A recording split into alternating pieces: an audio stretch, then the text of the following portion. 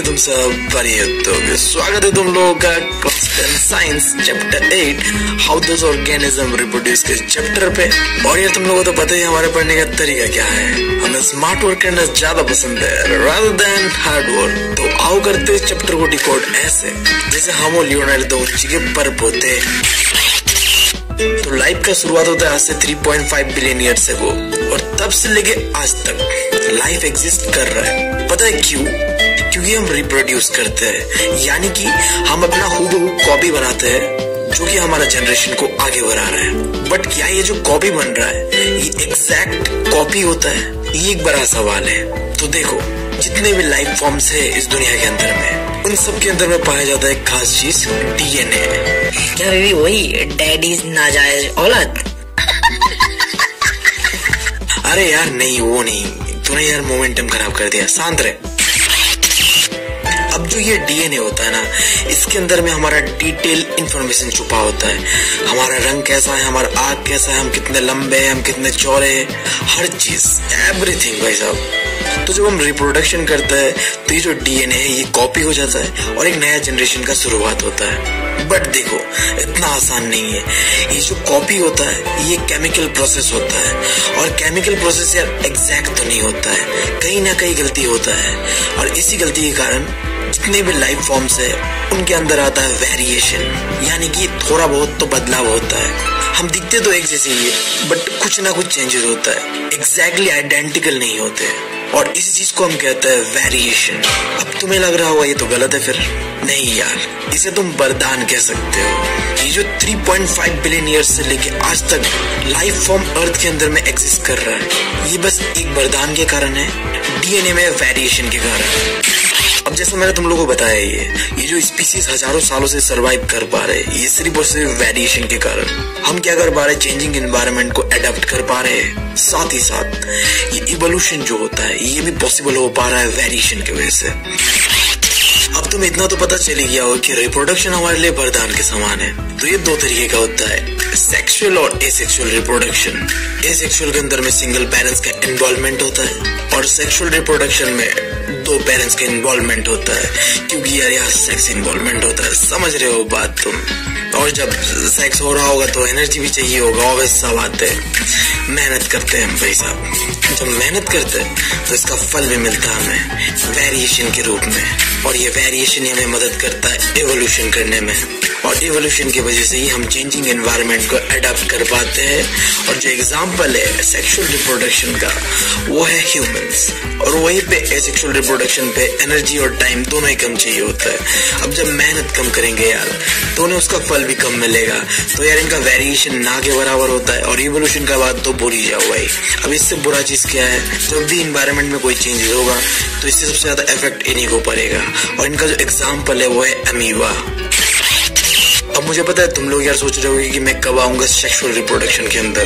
तो देखो मैं तुम लोगों का अरमानों पे पानी नहीं फेंकना चाहता, ये वो चैप्टर है जो हर बच्चे का अरमान है और मैं उसे तोड़ना नहीं चाहता। बट तुम्हें थोड़ा इंतजार करना पड़ेगा भाई, क्योंकि यार सेक्सुअल रिप्रोडक्शन से पहले एसेक्सुअल रिप्रोडक्शन है। रहा नहीं जाता, तड़प ही ऐसी है ना। तो आओ देखते हैं एसेक्सुअल रिप्रोडक्शन कितने तरीके का होता है। बट एक मिनट रुक जाओ, एसेक्सुअल रिप्रोडक्शन नाम से समझ आ रहा है, ए मतलब खुद से प्रोड्यूस करते हैं। अच्छा बीबी तुम्हारे कहने का क्या मतलब है, ये लोग आत्मनिर्भर होते हैं? अच्छा हम समझ गए। पता है हरामी हो बेटा।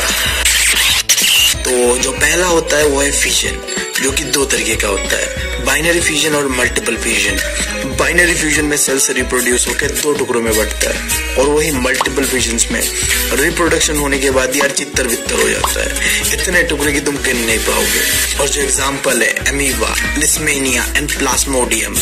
नाम थोड़ा डिफिकल्ट है बट तुम्हें याद करना ही पड़ेगा क्योंकि ऑप्शन है नहीं। इसके बाद यार फ्रेगमेंटेशन। यहाँ यार क्या होता है, ऑर्गेनिज्म टूटता है छोटे छोटे हिस्सों में, फिर ये जो छोटे छोटे हिस्से है ये एक नया ऑर्गेनिज्म का रूप लेता है, और इसका जो एग्जाम्पल है वो है स्पाइरोगायरा। इसके बाद यार रीजनरेशन। देखो कुछ ऑर्गेनिज्म इतने अनोखे होते हैं कि यार उनका अगर कोई हिस्सा टूट जाए ना उनसे, तो वो जो हिस्सा है वो एक नया ऑर्गेनिज्म ही बन जाता है। जैसे यार तुमने वेनम देखा है ना, वहाँ क्या होता है, वेनम का कोई हिस्सा टूट गया फिर उसी से एक अलग ही कुछ बन जाएगा। बट एग्जाम में यार वेनम लिख के मत आना, तुम लिखना यार प्लेनेरिया एंड हाइड्रा। ये दो ऐसे ऑर्गेनिजम्स है, इनका यार कोई हिस्सा टूट गया ना तो उसी से एक नया ऑर्गेनिज्म जन्म लेगा। फिर इसके बाद है यार बर्डिंग। यहाँ क्या होता है, ऑर्गेनिजम्स के अंदर में एक बर्ड डेवलप होता है।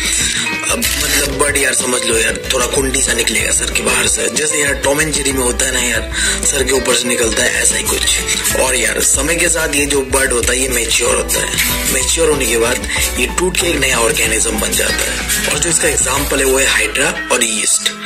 उसके बाद है यार स्पोर फॉर्मेशन, जो कि एक खास तरह के फंगी में देखा जाता है, जिसे हम कहते हैं राइजोबस, जो कि दिखने में कुछ ऐसा होता है। अब तुम अगर देख पा रहे हो ध्यान से, इसके ऊपर में एक स्ट्रक्चर बना हुआ है गोल गोल सा, जिसे हम कहते हैं स्पोरेंजिया। अब इस स्पोरेंजिया के अंदर में पाया जाता है बहुत ही छोटा छोटा स्पोर, हजारों के क्वांटिटी पे। तो जब भी इन स्पोर्स को मिलता है एक सूटेबल कंडीशन, तो ये स्पोरेंजिया से अलग हो जाता है और एक नया राइजोबस फॉर्म करता है, और इसी को कहते हैं हम स्पोर फॉर्मेशन। अब आखिरी बचा हुआ है एसेक्सुअल रिप्रोडक्शन का टाइप, जो कि है वेजिटेटिव प्रोपगेशन। अब तुम मुझे बताओ, आज तक तुमने प्लांट को कैसे ग्रो होते हुए देखा है? उसके सीड से ना, यही होता है ना नॉर्मल प्रोसेस। बट क्या हो अगर मैं तुम्हें कहूँ इसके अलावा भी कई सारे प्रोसेसेस हैं, और इन सारे प्रोसेस को कंबाइन करके हम कहते हैं वेजिटेटिव प्रोपगेशन, जो कि यार दो तरीके का होता है, नेचुरल और आर्टिफिशियल। नेचुरल में हम जैसे कि रूट से स्वीट पोटैटो उगाते हैं, स्टीम से पोटैटो उगाते हैं, और सबसे शॉकिंग बात तो ये है कि हम लीफ से भी उगाते हैं। एक खास तरह का प्लांट होता है जिसे हम कहते हैं ब्रायोफिलम। नाम बहुत ही अजीब है, ब्रायोफिलम। इसके बाद है यार आर्टिफिशियल तरीका, जिसके अंदर पहला है कटिंग। अब यार तुमने रोज देखा होगा, जिसका इस्तेमाल हम कहा करते हैं वैलेंटाइंस डे को, आई गेस। कटिंग, इसके अंदर में हम क्या करते हैं, प्लांट का कोई हिस्सा को हम काटते हैं, जैसे कि मान लो रोज, जिसका डाली को मैंने काट दिया, और फिर मैं अगर इसे ऐसे ही गाड़ के रख दूं ना जमीन पे, तो ये एक नया प्लांट पे ग्रो होगा। तो इसी को कहते हैं कटिंग। फिर है ग्राफ्टिंग। अब यार इसमें क्या होता है, दो अलग अलग प्लांट को एक साथ जोड़ा जाता है बिल्कुल शार्प एंगल से, ठीक है, जो कि तुम यहाँ देख पा रहे हो। फिर इन्हें बांध के कुछ दिनों के लिए छोड़ दिया जाता है, फिर ये कंबाइन होके एक ही प्लांट बन जाता है। अब इसका इस्तेमाल हम क्यों करते हैं मैं थोड़ी देर में तुम्हें बताऊंगा, अभी के लिए ठंड पाओ। और आखिरी है लेयरिंग। अब तुमने जैस्मिन का प्लांट तो देखा ही होगा, पता है तुम्हें उनका डाली इतना लंबा होता है कि यार जमीन के नीचे तक धंस जाता है। तो अगर इन डाली को ग्राउंड के अंदर में डाल दो ना, तो इससे यार रूट डेवलप्ड होगा, और फिर तुम आगे वाले हिस्से को काट दो, जो पीछे वाला हिस्सा है, इससे एक नया जैस्मिन का प्लांट डेवलप्ड होगा, और इसी को कहते हैं हम लेयरिंग। फिर यार एक चीज जो कि हमारे सीबीएसई वाले चच्चा पूछ देते हैं हमसे, एडवांटेज और डिसएडवांटेजेस ऑफ वेजिटेटिव प्रोपगेशन। तो देख लेते एक बार। देखो, अगर तुम कोई प्लांट को ग्रो करने में वेजिटेटिव प्रोपगेशन का इस्तेमाल करते हो, तो उसका जो ग्रोथ रेट होगा ना, वो बहुत ही ज्यादा होगा अगर तुम उसे कंपेयर करो एक नॉर्मल प्लांट से जो कि ग्रो हुआ है सीड से। उसके बाद दूसरा, मान लो कि कोई ऐसा प्लांट है जो यार एक समय में तो बहुत फल फूल देता था, बट अब वो कुछ नहीं दे पा रहा है, उसने अपना कैपेसिटी खो दिया है। तुम ऐसे प्लांट को भी वेजिटेटिव प्रोपगेशन का इस्तेमाल करके फिर से रिप्रोड्यूस करा सकते हो। अब इसका एग्जांपल पता है क्या है, ग्राफ्टिंग। देखो, हमने ग्राफ्टिंग में क्या किया था, हमने दो अलग अलग प्लांट को लेके चिपका दिया और फिर कई समय के लिए बांध के रख दिया। तो यहाँ में भी बिल्कुल ऐसा ही है, दो प्लांट लेंगे, एक प्लांट जो कि बहुत अच्छा प्रोडक्टिविटी दिखा रहा है, और दूसरा जो पुराना वाला जो नीचे रहेगा, जिसने अपना प्रोडक्टिविटी खो दिया है। इन दोनों को जोड़ देंगे और फिर यार ये फिर से रिप्रोड्यूस करने लगेगा। और आखिरी चीज, डॉटर सेल जो होता है ना, वो जेनेटिकली सिमिलर होता है पेरेंट सेल के। इसका मतलब क्या है, देखो, एसेक्सुअल रिप्रोडक्शन में क्या होता है, मेल का कॉन्सेप्ट है ही नहीं, सिर्फ और सिर्फ फीमेल ही सब कुछ करता है। तो हमने यहाँ ना दो प्लांट रखा है, पेरेंट और दूसरा जो उसका प्लांट ग्रो होगा नया से, उसे हम कहेंगे डॉटर। तो कहा गया, देखो, अगर हम कोई प्लांट को वेजिटेटिव प्रोपगेशन का इस्तेमाल करके एक नया प्लांट ग्रो करते हैं, तो बिल्कुल ही सिमिलर होगा। अब इससे तुम्हें एक चीज याद आ रहा है, मैंने पहले ही बताया था, एसेक्सुअल प्लांट्स के अंदर में वेरिएशन ना के बराबर होता है। अब समझो मैंने क्यों बताया था। फिर यार देखो, अगर तुम्हें वेजिटेटिव प्रोपोगेशन का इस्तेमाल करना है कोई प्लांट के अंदर में, तो तुम्हें अच्छा खासा एक्सपर्ट इंसान चाहिए होगा। ऐसा कोई नल्ला आदमी जाके वो चीज नहीं कर सकता, पता है तुम्हें वो चीज। और आखिरी चीज देखो, जो डिजीजेस होता है ना, बीमारियां, तो अगर वो इंसानों के साथ या कोई एनिमल के साथ होता है, तो हम यार सेक्सुअल रिप्रोडक्शन करते हैं, हमारे अंदर में लगातार वेरिएशन हो रहा है, तो हम उससे बच जाएंगे, उस बीमारी को अपने अंदर में अडॉप्ट कर लेंगे। बट इनके अंदर में तो वेरिएशन ना के बराबर होता है, तो इन्हें यार बहुत खतरा है इस चीज से, समझ जाओ। तो यही पे होता है हमारा एसेक्सुअल रिप्रोडक्शन खत्म। अरे बीबी एक मिनट रुक जा, तूने इतने सारे चीजें बताया, लिटरली हम तो कंफ्यूज ही हो गए। एक बार यार रिकैप करते, प्लीज प्लीज भाई एक बार। चलो यार कर ही देता हूँ, तुम लोग क्या याद रखोगे, ठीक है। देखो यार, एसेक्सुअल रिप्रोडक्शन के अंदर में होता है 6 टाइप। पहला होता है फ्यूजन, जिसके अंदर में binary fusion and multiple fusion होता है। फिर होता है फ्रेगमेंटेशन, जहाँ एक प्लांट टूटता है कई हिस्सों में, फिर वही हिस्से एक नया प्लांट बनता है। फिर है रीजनरेशन, जहाँ यार प्लांट का कोई पार्ट से फिर एक नया प्लांट बनता है। फिर बडिंग, जहाँ बड डेवलप्ड होता है, पता है तुम्हें। फिर स्पोर फॉर्मेशन, जो कि राइस बस के अंदर पे होता है। फिर आखिरी जो कि मैंने अभी बताया, वेजिटेटिव प्रोपोगेशन। तो बस इतना ही था। तो अब बढ़ते हैं सेक्सुअल रिप्रोडक्शन के अंदर में। चलो देखो, टाइटल से ही चेहरे पे ना झलक रही है हरामीपना। चलो कोई नहीं, सब ऐसे ही है, हम भी ऐसे थे, बट क्या करें, हमारा तो अरमान टूट गया भाई साहब। मतलब भाई साहब, हमारे टाइम पे ना थी एक बायोलॉजी की मैम, वो भी नई नई टीचर बनी थी भाई साहब। लगा था यार काफी अरमानों को पूरा करेगी, बट यार क्या करें, हमारे कुछ हरामी बैक बेंचर इतने हरामी थे, इतने कि ऐसा ऐसा क्वेश्चन पूछ दिया ना, उन्होंने क्लास लेने से मना कर दिया लिटरली।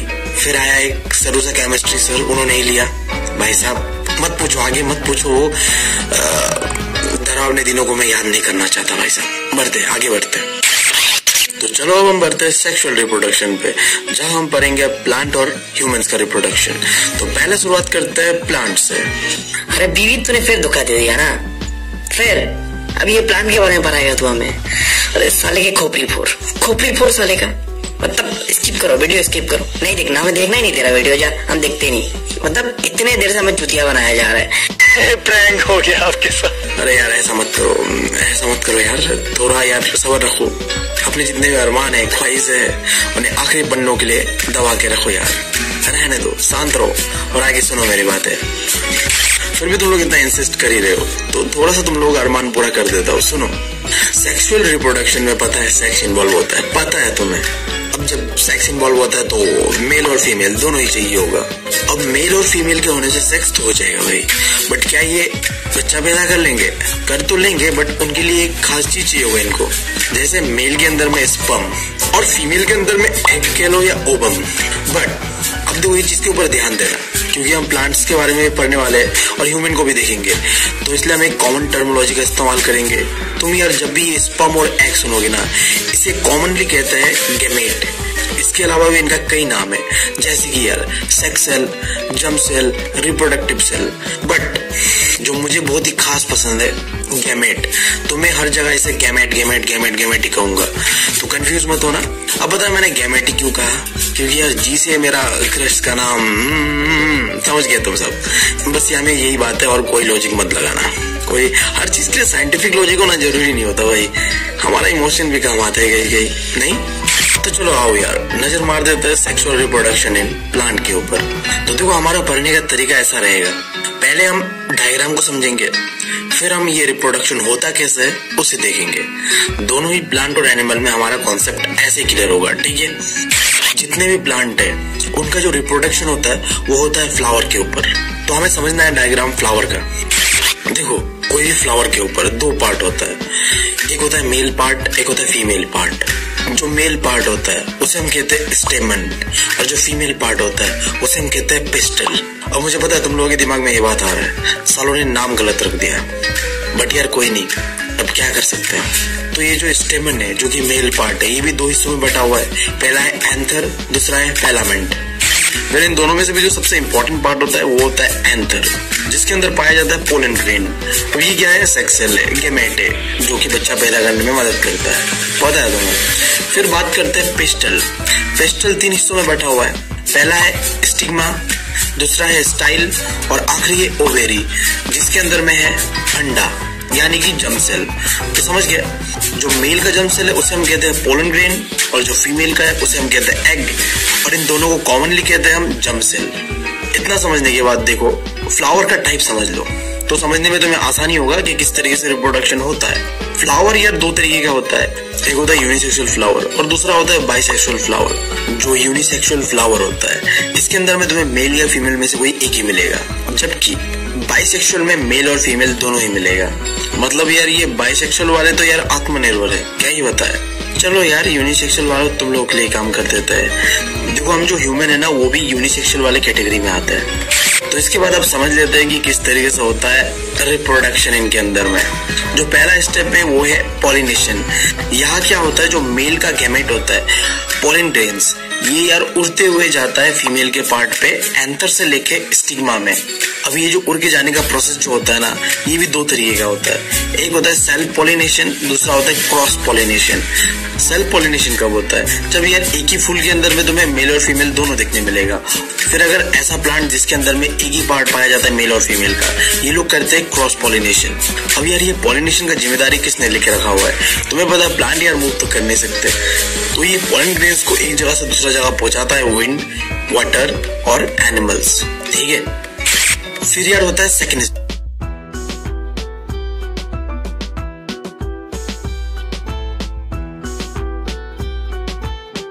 फर्टिलाइजेशन। यहाँ क्या होता है, मेल और फीमेल गैमेट मिलेगा और बनाएगा एक जाइगोट। देखो कैसे, जो ये पोलन ग्रेन है यहाँ से एक लंबा सा पाइप निकलेगा और ये जाके कनेक्ट होगा ओवेरी तक। फिर इसी पाइप से जो पोलन ग्रेन है वो सीधा जाएगा ओवेरी तक और बनाएगा जाइगोट।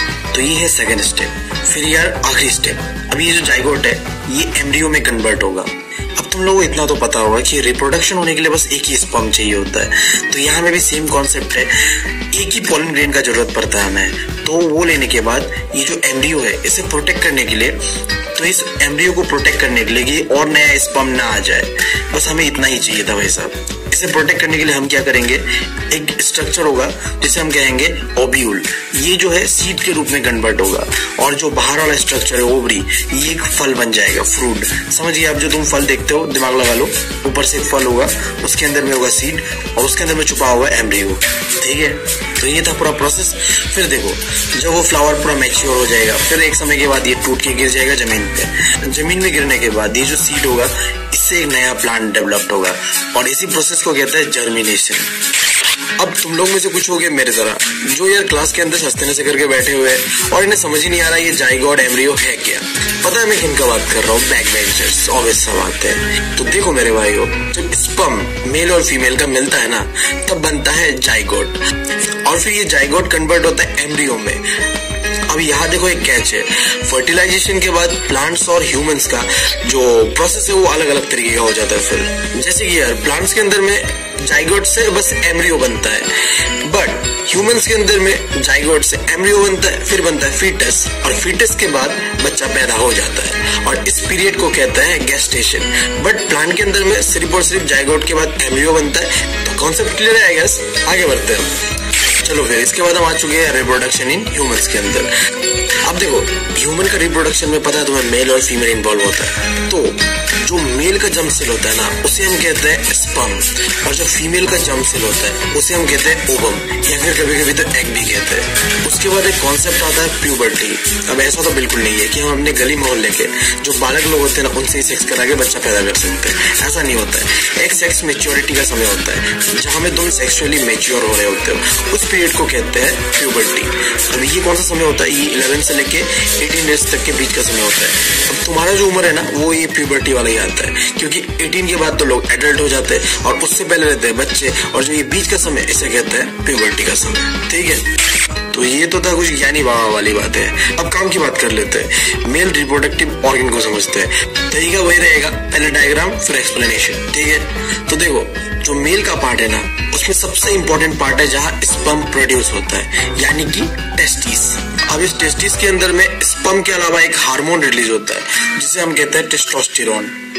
अब ये क्या है, जो लड़कों के अंदर में मूछ दाढ़ी, समझ रहे हो ना, जो मैन लाइक कैरेक्टर होता है उसे डेवलप करने में मदद करता है। फिर यार देखो ये जो हमारा सबसे नाजुक सा चीज होता है ना टेस्टिस, ये रहता है बदन का बाहर। तो भाई साहब इन्हें प्रोटेक्ट करने के लिए एक बैग लाइक स्ट्रक्चर होता है जिन्हें हम कहते हैं स्क्रोटम। अब तुम पूछोगे यार ये स्क्रोटम और टेस्टिस बाहर क्यों होते हैं? तो देखो हमारा जो बॉडी का टेम्परेचर है ना ये सह नहीं पाएंगे, तो ये बाहर रहता है जहाँ टेम्परेचर कम होता है, समझ गए? तो स्पर्म तो प्रोड्यूस हो गया, बट इसका असली डेस्टिनेशन यहाँ नहीं है, कहीं और है। पता है तुम्हें कहाँ है? चलो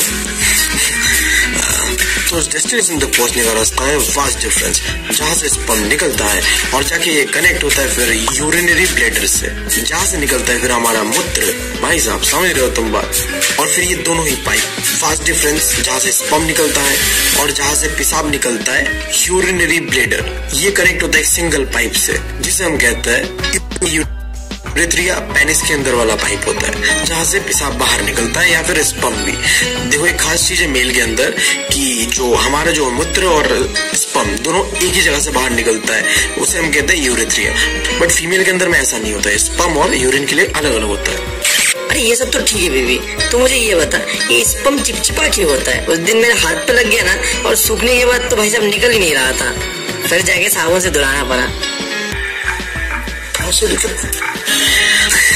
साले सुनो सुनो देख यार ये होता है इसलिए क्योंकि हमारे अंदर पाया जाता है सेमिनल वेसिकल और पोस्ट्रेट ग्लैंड। अब देखो होता क्या है, हमारा स्पर्म चिपचिपा नहीं होता है, ठीक है?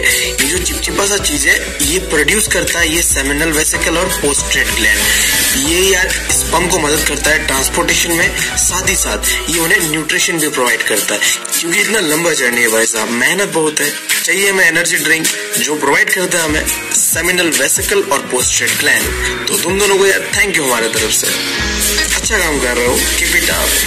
अब मेल के बाद फीमेल रिप्रोडक्टिव सिस्टम के बारे में समझते हैं। इसमें सबसे पहला है वजाइना।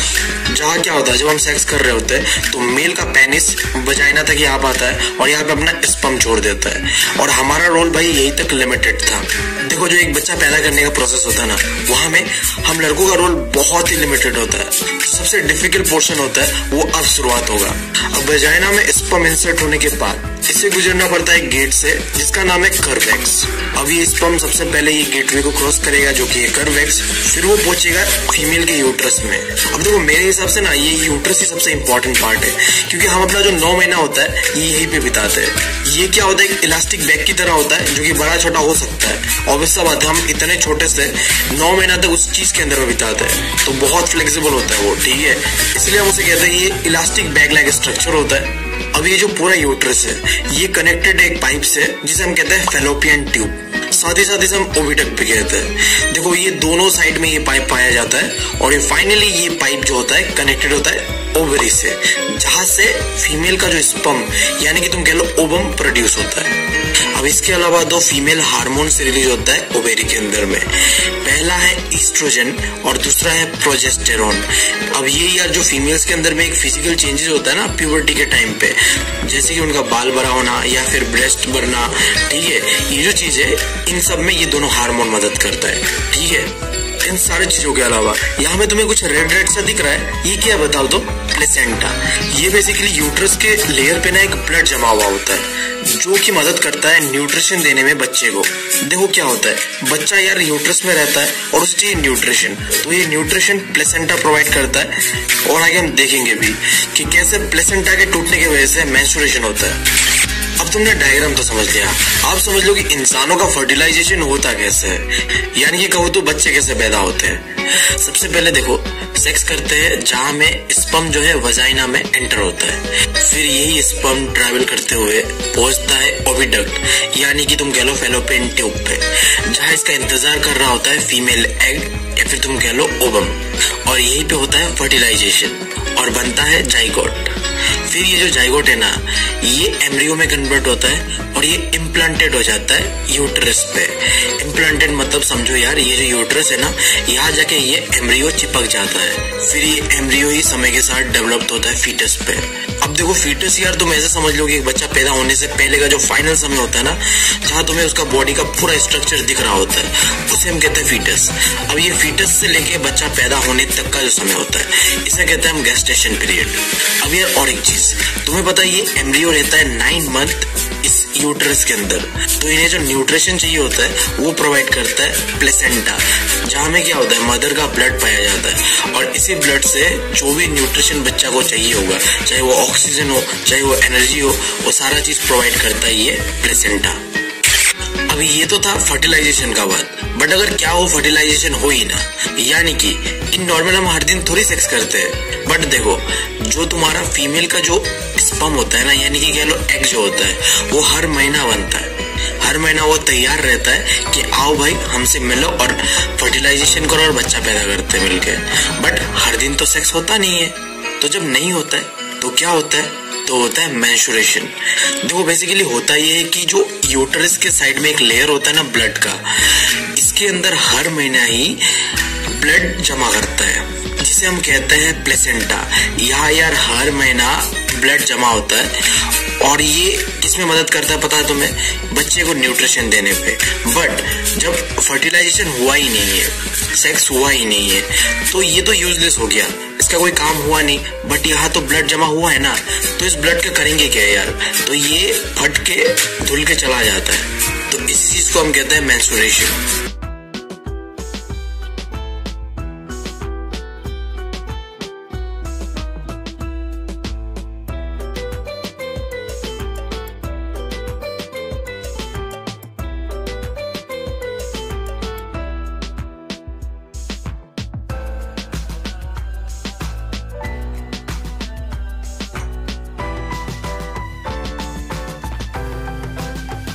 चीज तो पढ़ लिया, कैसे रिप्रोडक्शन होता है, क्या प्रोसेसेस है और क्या क्या पार्ट्स होता है। बट देखो जब भी हम सेक्स करते हैं ना, ये जो रिप्रोडक्शन का प्रोसेस है, यहाँ में क्या होता है, दो बॉडीज बहुत ही इंटरकनेक्टेड हो जाता है।